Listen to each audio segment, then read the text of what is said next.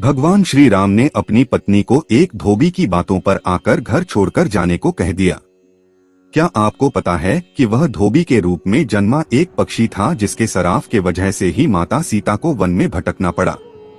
जी हाँ, माता सीता को श्राप मिला था। आज हम आपको बताएंगे कि माता सीता को किस बात का श्राप मिला था जो उन्हें वन वन भटकना पड़ा। दोस्तों, आप इस वीडियो को पूरा जरूर देखें, आधा अधूरा छोड़कर। प्रभु श्री राम माता सीता की अनादर न करें। श्री राम सदा अपने भक्तों के साथ रहते हैं। तो चलिए शुरू करते हैं। मिथिला नगरी में जनक राजवंश राज करता था। उनमें से एक राजा श्री जनक थे। एक बार की बात है, उनके नगर में कई दिनों तक बारिश नहीं होने के कारण फसल सारे बर्बाद हो जा रहे थे, जिसकी वजह से प्रजा सारी परेशान थी। तब जाकर आकाशवाणी हुई कि राजा जनक अगर हल चलाएंगे तो काफी बारिश होगी। इस बात को सत्य मानकर राजा जनक ने जब हल चलाना स्टार्ट किया तो बारिश होने लगी। तभी जाकर हल चलाते समय उन्हें एक घड़ा मिला। घड़े से एक छोटी कन्या निकलती है। इस सुंदर कन्या को देखकर राजा को बहुत खुशी हुई। राजा ने कन्या को अपनी पुत्री बना लिया। उन्होंने उसका नाम सीता रखा है। एक दिन सीता अपनी सहेलियों के साथ बगीचे में खेल रही थी। वहां उन्हें एक तोते का जोड़ा दिखाई दिया जो बहुत खूबसूरत था। वह दोनों पक्षी एक पर्वत की चोटी पर बैठकर बातें कर रहे थे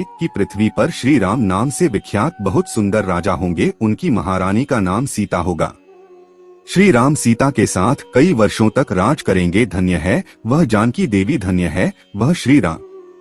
तोता की ऐसी बातें सुनकर सीता ने यह सोचा कि यह दोनों तो मेरी ही बारे में ही बात नहीं कर रहे हैं, तो इन्हें पकड़कर अपने जीवन के बारे में सारी बातें पूछ सकती हूँ। इसी वजह से सीता ने अपनी सहेलियों से तोते को पकड़कर लाने की बात कही। उसकी सहेलियों ने उस पर्वत पर जाकर उन दोनों पक्षियों को पकड़कर ले आई। माता सीता उन पक्षियों से कहती है, तुम दोनों बहुत सुंदर हो, देखो डरो नहीं, मैं तुम्हें कोई नुकसान नहीं पहुँचाऊंगी। मुझे बस तुम यह बताओ कि तुम कौन हो और तुम कहाँ से आए हो। राम कौन है और सीता कौन है, तुम्हें उनके बारे में कैसे पता है। माता सीता को उनके बारे में पूछने पर दोनों पक्षी बताते हैं कि एक बहुत विख्यात महर्षि वाल्मीकि हैं। हम दोनों उन्हीं के आश्रम में रहते हैं।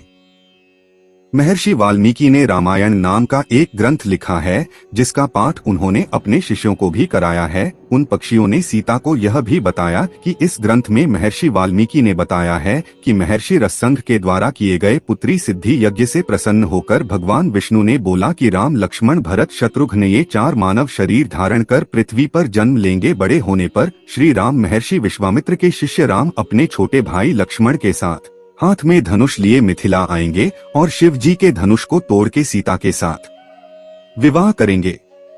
फिर उस पक्षी के जोड़े ने कहा, सुंदरी, हमने तुम्हें सब कुछ बता दिया, अब हमें छोड़ दो, हम जाना चाहते हैं। पक्षियों की बातें सुनकर माता सीता के मन में और भी बातें जानने की इच्छा होने लगी।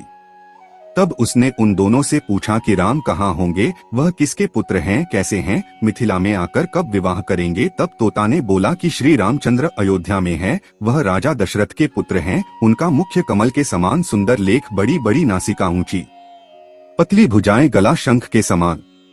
मैं उनका क्या वर्णन करूं, जिनके गुनाए का बखान 100 मुख वाला भी नहीं कर सकता। दोनों पक्षी कहते हैं कि जानकी देवी धन्य है, वह जल्द ही रघुनाथ जी की पत्नी बनकर अयोध्या में कई वर्षों तक राज करेगी। लेकिन तुम कौन हो। पक्षी की बातें सुनकर सीता जी ने कहा कि जिसे तुम जानकी कर रहे हो वह मैं हूँ।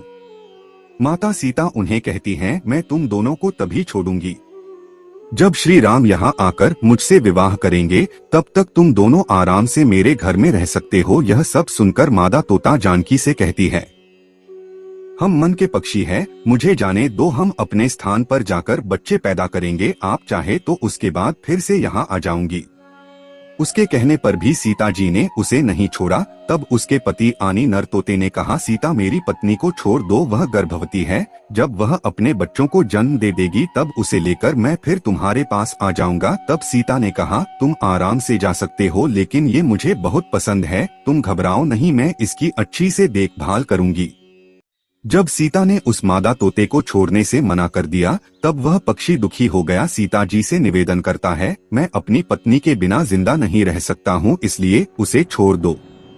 उसने बहुत समझाया, लेकिन सीता ने उसकी पत्नी को नहीं छोड़ा। तब मादा पक्षी ने क्रोधित होकर सीता को श्राप दिया, आज जिस तरह तुम मुझे इस समय अपने पति से अलग कर रही हो, तुम्हें भी स्वयं गर्भवती की अवस्था में प्रभु श्री राम से अलग होना पड़ेगा। कुछ दिन बाद पत्नी से बिछड़ने के दुख में मादा पक्षी के प्राण निकल गए। पत्नी की मौत होने जाने पर नर पक्षी दुखी हो गया। फिर वह सीता जी से बोला कि मैं मनुष्य के भेष में श्री राम के नगरी अयोध्या में जन्म लूंगा। मेरे ही कारण तुम्हें पति का वियोग दुख उठाना पड़ेगा। यह कहकर वहां से उड़ जाता है। कुछ समय बाद उसका जन्म अयोध्या में धोबी के घर में हुआ। इसी के कारण सीता जी का अपमान हुआ, उन्हें अपने पति से दूर होना पड़ा। उसी तोते के श्राप की वजह सीता जी को अपने पति से अलग होना पड़ा। जब माता सीता गर्भवती थी तब उन्हें भी प्रभु श्री राम से अलग होकर वन जाना पड़ा।